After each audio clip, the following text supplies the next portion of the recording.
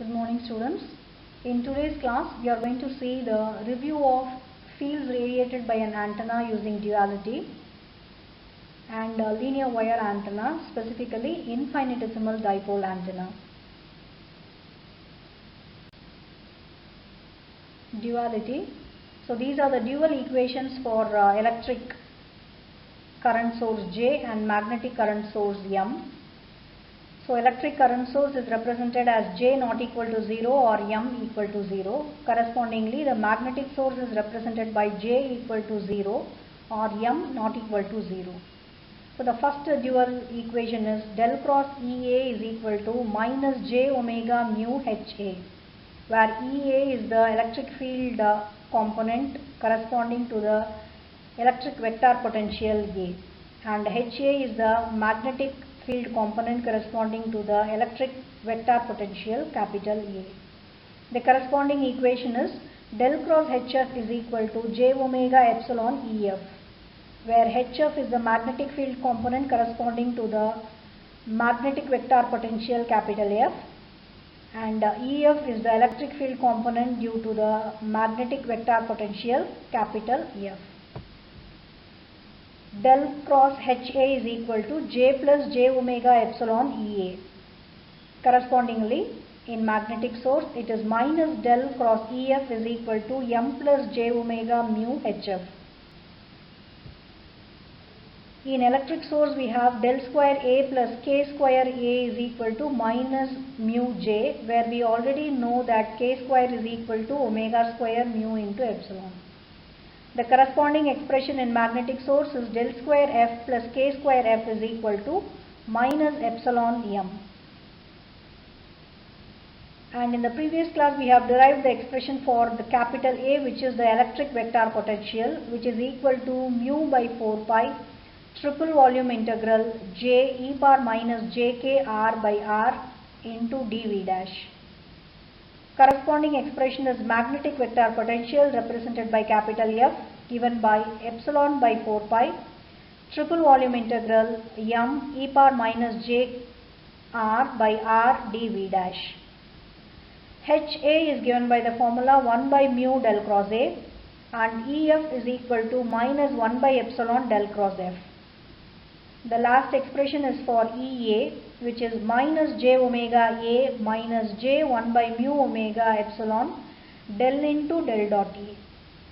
Correspondingly, HF is equal to minus J omega F minus J 1 by omega mu epsilon del into del dot F. So these expressions we will be using in deriving the field equations of the infinitesimal dipole antenna.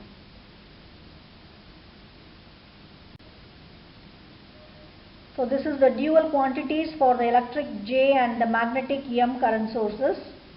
EA has the duality as HF, HA has the duality as minus EF, the J has the duality as M, the electric vector potential A has its duality as the magnetic vector potential F, epsilon's duality is mu, mu's duality is epsilon.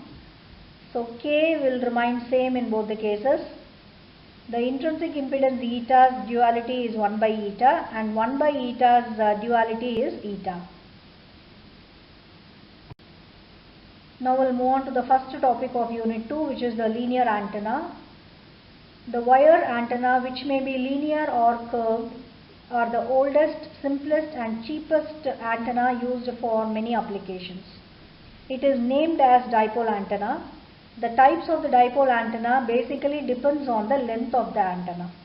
So based on the length of the antenna, the linear antennas are classified into infinitesimal dipole, where the length is less than or equal to lambda by 4, where lambda is the wavelength corresponding to the operating frequency. Small dipole, where the length is between lambda by 50 to lambda by 10. Finite length antenna, where the length is ranging from lambda by 2 to lambda. Half wave dipole length antenna, where the length is exactly equal to half wavelength, that is lambda by 2. So among all these types of antennas, half-wave dipole antenna is used very frequently.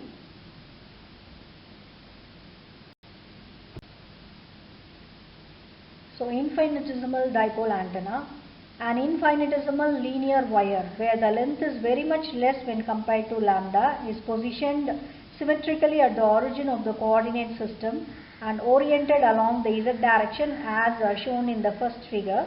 So this is our antenna placed at the origin, oriented towards the z direction. Although infinitesimal dipoles are not very practical, they are used to represent the capacitor plate, also referred as top hat loaded antennas. So the length here is going to be very minimal, and these ends are going to act as end plates of the capacitor. So here you can see the electric field orientation of the dipole antenna, infinitesimal dipole antenna, where the fields are measured at this point are at a distance from the origin. The fields that are represented here are E, R, E theta and E phi. So in further slides we are going to derive an expression for all these parameters and as well as its corresponding magnetic field components. So the spatial variation of the current is assumed to be constant, given by I of Z dash equal to AZ I naught, where I naught is constant. Here we are considering this AZ because we are assuming that the antenna is placed in the origin and it is oriented towards the Z direction. To find the fields radiated by the current element, the two-step procedure is used. We have seen this already in the derivation of field equations.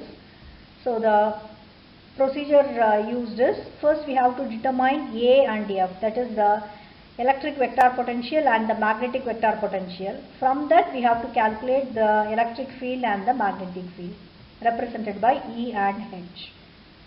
The source carries current of only electric current, which is IE. IM, the magnetic current, is 0. So since the magnetic current IM is 0, correspondingly the magnetic potential function F is also 0. So our derivation reduces to calculating A or deriving A, and from A we have to derive the expression for E and H. So A is given by this expression, A, which is a function of x comma y comma z, the rectangular coordinates, is equal to mu by 4 pi integral over C I E, which is a function of x dash y dash z dash, into e power minus j k r by r dl dash, where x comma y comma z represents the observation point coordinates and this parameter x dash y dash z dash represents the coordinates of the source. Capital R is the distance from any point on the source to the observation point. Our source is the antenna and observation is the point where we are measuring all the fields. And the path C is along the length of the source. So what is the length of the source we have taken? We have taken the length as minus L by 2 to L by 2, which is placed in the origin. So C ranges from minus L by 2 to plus L by 2.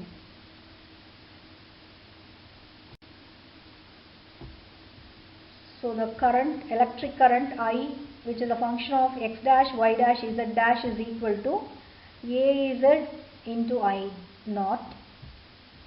So x dash, for an infinitesimal dipole antenna, x dash y dash and z dash will be equal to 0. We are placing the antenna in the origin and we are assuming that the length of the antenna is very small. So these coordinates is approximately equal to 0. So using this we can write capital R is equal to square root of x minus x dash the whole square plus y minus y dash the whole square plus z minus z dash the whole square. Substituting x dash, y dash and z dash as 0, we get R is equal to square root of x squared plus y squared plus z squared, which is equal to small r. And dl dash will be equal to dz dash. So we are going to substitute all these parameters in the expression represented as equation 2, which is given by this term here.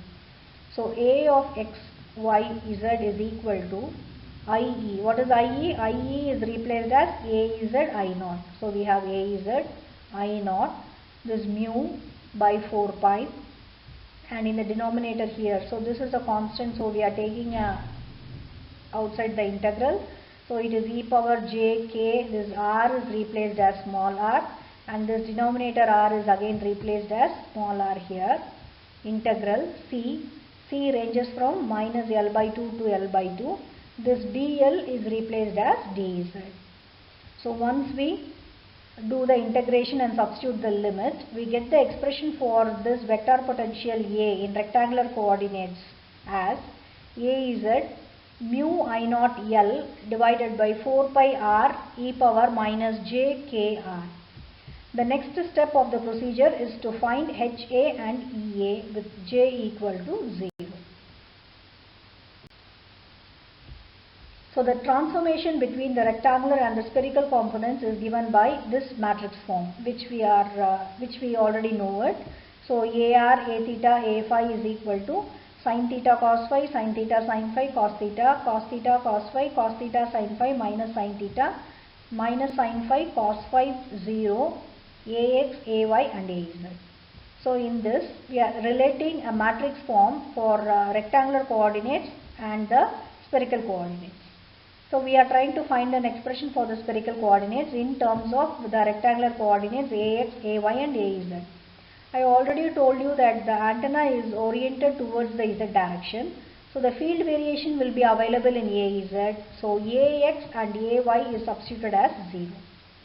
So substituting AX and AY 0 in equation 5, and using this equation 5 you can write equation 4 as AR is equal to, so from this AR will be equal to AZ cos phi. You are substituting for AZ. We know AZ is equal to mu I naught L e power j minus j kr by 4 pi r into this cos theta. And from this above equation you can write A theta is equal to minus AZ sin theta. Again AZ remains same, which is this one, minus mu I naught L e power minus j kr by 4 pi r into this sin theta. Now if we substitute AX as 0 and AY as 0, what will happen to this term A phi? A phi will become 0. So these equations are represented as equation 6A, 6B and 6C. So from these equations you have to find what is E, and from expression for H you can find the magnetic field component. So we know H is equal to A phi. So why we are taking only the phi component here? For if A is available in R and theta, then H will be available only in phi, which means AR and A theta will correspond to the electric field component ER and E phi, and ER and E theta. E phi component will be 0. When E phi component is 0, that means H phi component will be present, and HR and H theta component will be 0. So wherever electric field is there, magnetic field becomes 0, and wherever the electric field becomes 0, magnetic field will be available. Okay. So this is the formula for calculating the magnetic field H, which will be available only in the phi component. So A phi of 1 by mu r dou by dou r into r into A theta minus dou AR by dou theta. So in this expression we have to substitute equation 6A, 6C. So what happens? 6A is A theta. So you have to substitute A theta, you have to multiply it by A, then you have to perform this differentiation. Then you have to substitute for AR here in the numerator and perform the differentiation with respect to theta. So using that you can find the expression for the magnetic field component H phi. So the H phi becomes J K I naught L sin theta by 4 pi r into 1 plus 1 by j kr e power j minus kr. As I told you previously, the component HR and H theta will become 0. So magnetic field component is only available as H phi. Now moving on to the electric field component, we know the formula of EA as minus j omega A minus j by omega mu epsilon del into del dot E, where you have to substitute the expression 6A to 6A, 6A to 6C if you use this expression, or Instead, you can also use EA is equal to 1 by j omega epsilon del cross H. In this, you have to use the expressions from 8a to 8b, that is the equation of H5. Substituting the expression in the equation of EA, you can get the coordinate of ER and E theta. So ER becomes eta I naught L cos theta by 2 pi r square into 1 plus 1 by j kr e power j minus j kr. Similarly, the component E theta becomes j eta k I naught L sin theta by 4 pi r 1 plus 1 by j kr minus 1 by kr the whole square into e power minus j kr. Now here you can see HR and H theta is 0, so we have the component ER and E theta, and here we have H phi, so E phi will be equal to 0. These are marked as the equations 10A, B and C. Next we will move on to the topic power density and radiation resistance. For a lossless antenna, the real part of the input impedance is designated as radiation resistance. It is through the mechanism of radiation resistance that the power is transferred from the guided wave to the free space. To find the input impedance of a lossless antenna, the Poynting vector is formed in terms of E and the H field radiated by the antenna by integrating the Poynting vector over a closed surface. So what is a closed surface normally taken? It is usually a sphere of constant radius. The total power radiated by the source is formed. The real part of it is related to the input impedance. We know that the Poynting vector is given by the formula W is equal to 1 by 2 E cross H conjugate. So we know E is available only in two coordinates ER and E theta. So it is 1 by 2 AR, ER, A theta, E theta cross H is available only in phi components. So H phi conjugate, which can be rewritten as 1 by 2 AR, E theta, H phi conjugate minus A theta, ER, H phi conjugate. We know the expression for E theta and H phi. So we have to substitute E theta, H phi conjugate and ER in this equation. So the coordinate of AR will give you the radial component of the Poynting vector represented by WR, and the coordinate of this theta will give you the transverse component of the Poynting vector represented by W theta. Let us see what are the equations.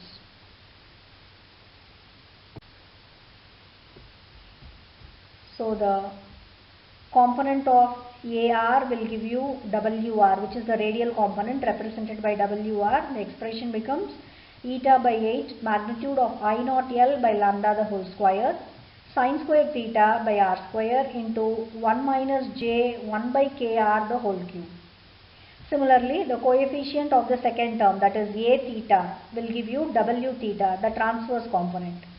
So what is W theta?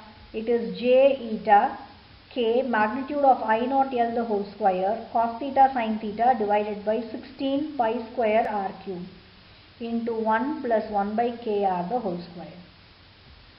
So the complex power moving in the radial direction is obtained by integrating equations 11 to 12b over a closed sphere of radius r. So we can write the complex power as P is equal to closed surface integral W dot ds.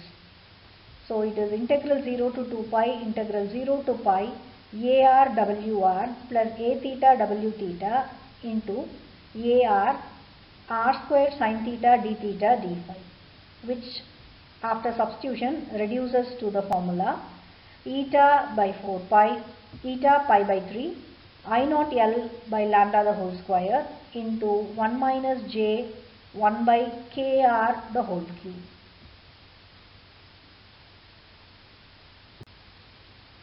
We also know that the power P is equal to 1 by 2 surface integral E cross H conjugate into ds.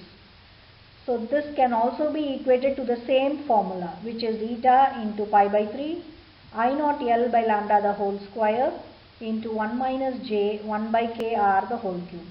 So this expression can be equated to P rad plus J 2 omega Wm minus We, where P is the power in radial direction, P rad is the time average power radiated, Wm is the time average magnetic energy density in the radial direction, We is the time average electric energy density in the radial direction.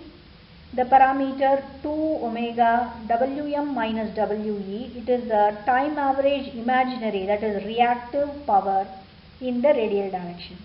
So comparing the coefficients of real term and the imaginary term of this, you can write P rad. What is the real term available here? Real term available is eta pi by 3 magnitude of I naught L by lambda the whole square. So that becomes your P rad. What is the imaginary term? So this term is common for the second term also. So comparing the imaginary term, you have a negative sign here. So minus eta pi by 3 magnitude of I naught L by lambda the whole square 1 by kr the whole cube.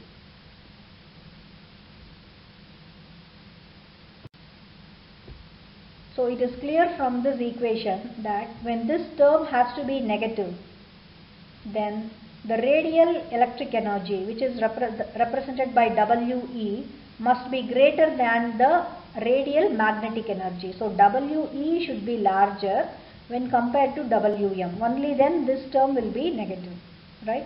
So this is the first inference of this expression. And for a larger value of the product Kr, that is when Kr is very much greater than 1, or when the distance r is very much greater compared to the wavelength lambda, the reactive power diminishes and it completely vanishes when Kr is infinity. Since the antenna radiates its real power through the radiation resistance for the infinitesimal dipole, it is found by equating equation 16 to this. So we know P rad is equal to eta into pi by 3 magnitude of I naught L by lambda the whole square. So this is represented as 1 by 2 magnitude of I square into Rr. So whatever term is available here other than this magnitude of I naught square, it is equated to Rr. And this 1 by 2 is not available here. So to compensate for it, we have to add a 2 in the numerator here. So what will happen to this radiation resistance Rr? Comparing this equation with this, Rr is eta 2, this 2 is written to compensate for this 1 by 2 here. So 2 pi by 3. So I naught the whole square is written here already. So lambda L by lambda the whole square. So this becomes the expression for Rr. So we have to remember this. The radiation resistance of an infinitesimal antenna, dipole antenna, is given by Rr is equal to eta 2 pi by 3 L by lambda the whole square. We already know that for a free space medium, the intrinsic impedance eta is equal to 120 pi. So substituting this 120 pi for eta, you get the formula for Rr, the radiation resistance, as 80 pi squared L by lambda the whole square.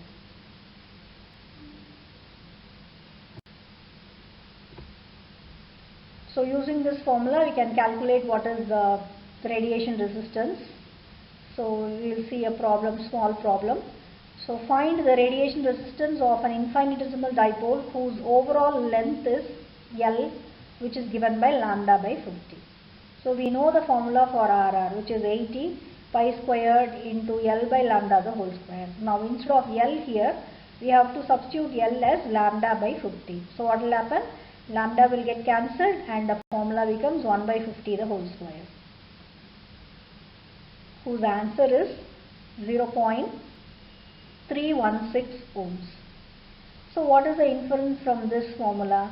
Since the radiation resistance of an infinitesimal dipole is about 0.3 ohms, it will present a very large mismatch when connected to a practical transmission line.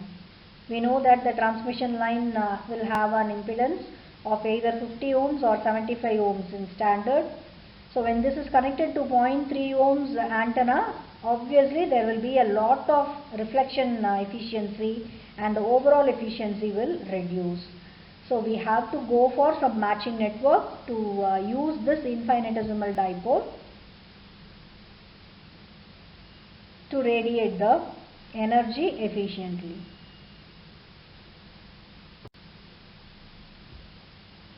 So now we will proceed on with the infinitesimal dipole near field region expression. Near field is represented by the product Kr very much less than 1.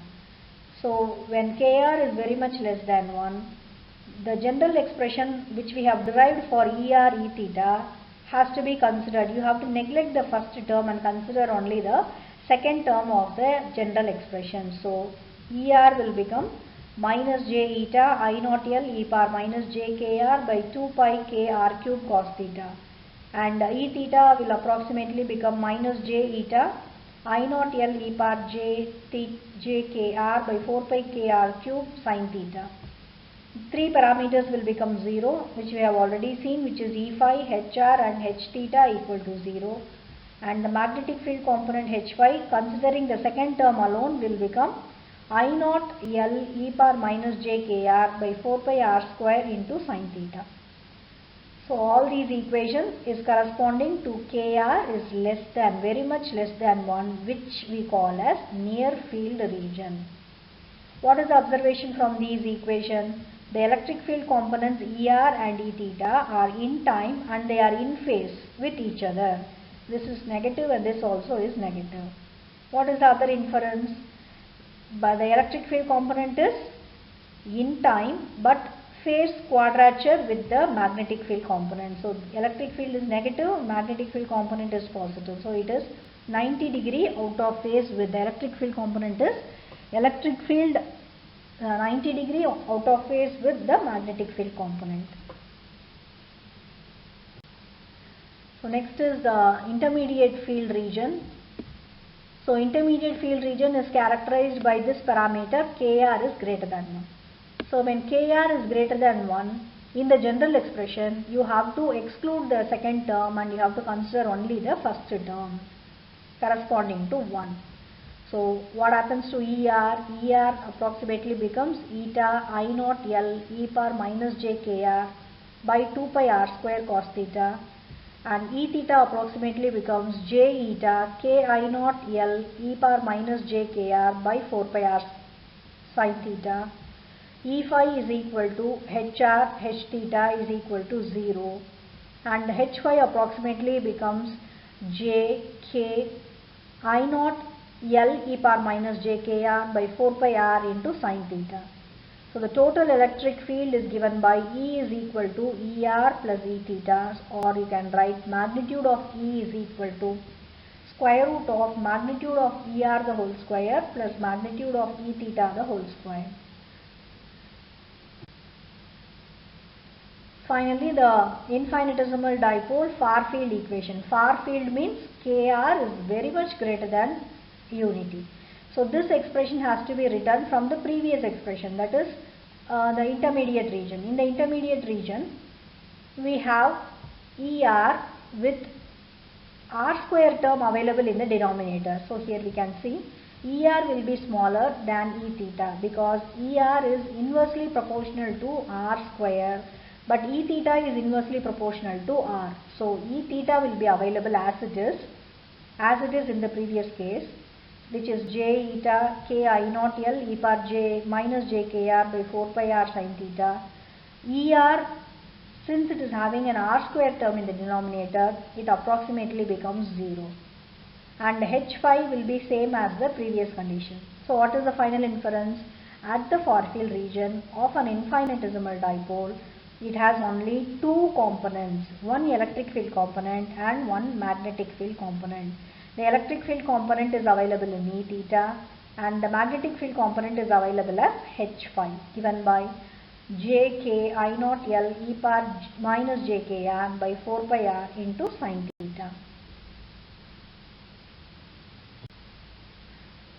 The ratio of these two parameters, that is the electric field component E theta and the magnetic field component H phi, is represented by ZW, which is the wave impedance, also approximately equal to the intrinsic impedance, represented by 377 ohms or 120 pi ohms for a free space. So the electric field components are perpendicular to each other transfers to the radial direction of propagation, and R variations are separable from those of theta and phi.